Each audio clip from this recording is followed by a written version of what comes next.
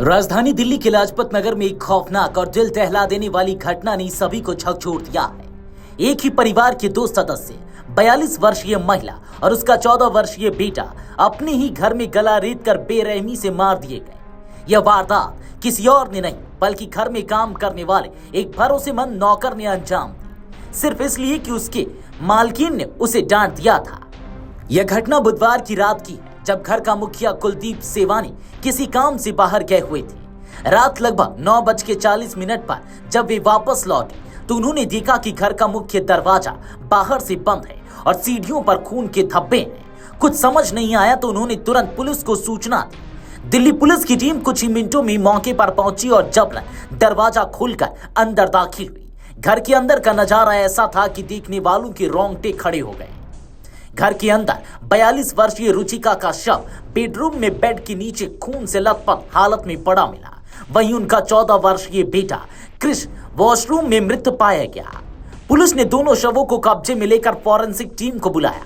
मां बेटे दोनों की गर्दन धारदार हथियार से काटी गई थी।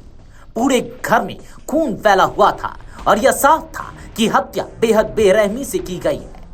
पुलिस ने फौरन जांच शुरू की और संदेह की सुई घर में काम करने वाले ड्राइवर और शॉप हेल्पर मुकेश पर गई, जो घटना के बाद से लापता था।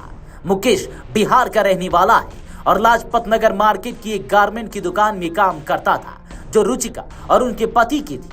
घटनास्थल के आसपास लगे सीसीटीवी कैमरों की फुटेज और मोबाइल लोकेशन के आधार पर पुलिस ने महज कुछ घंटों में उसे गिरफ्तार कर लिया।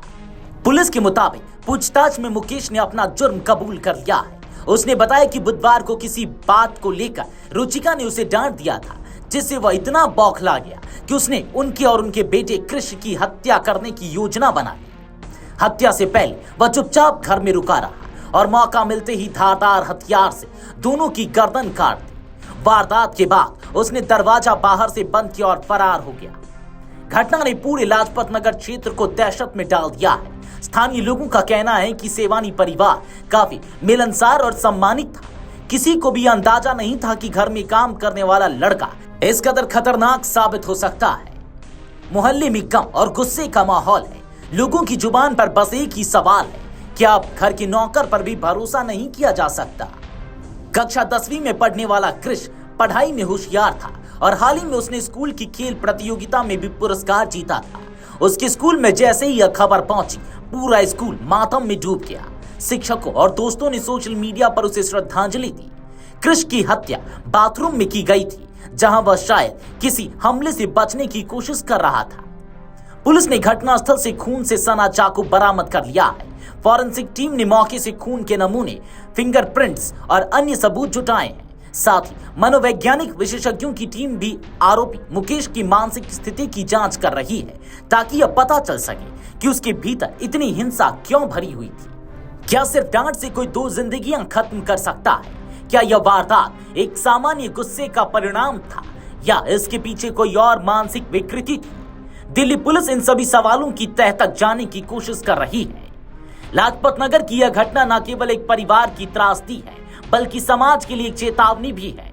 भरोसे और रिश्तों के बीच बढ़ती खाई, गुस्से की अंधी लहर और हिंसा की प्रवृत्ति ने एक बार फिर यह सोचने पर मजबूर कर दिया है कि हमारी सामाजिक संरचना कितनी असुरक्षित होती जा रही है। वीडियो डेस्क अमरउजाला.com। अगर आप ये वीडियो YouTube पर देख रहे हैं तो हमारे चैनल को सब्सक्राइब कर बेल आइकन दबाएं और Facebook पर देख रहे हैं तो हमारे पेज को लाइक करें।